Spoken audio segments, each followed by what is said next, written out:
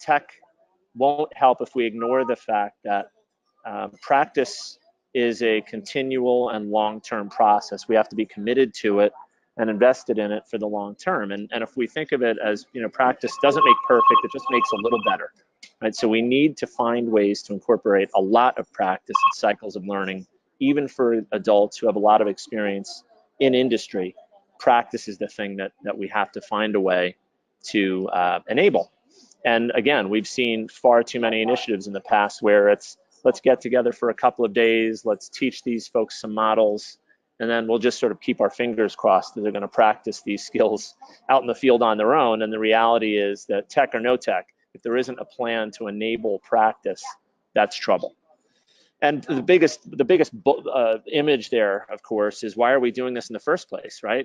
If we forget or we ignore the reason why we're doing this learning, why we're doing the practice and coaching, what is the business outcome we're trying to achieve? Why is this really important?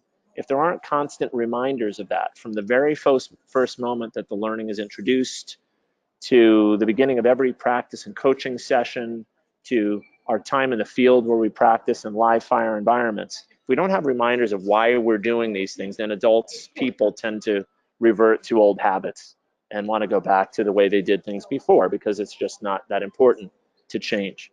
So if we look at, where can the combination of technology and sales coaching make the most impact? We can move to the next slide. What we're really talking about is the best and highest use of that combination of technology and sales coaching. So in our experience, technology-enabled coaching makes the most impact on results when we keep certain principles in mind.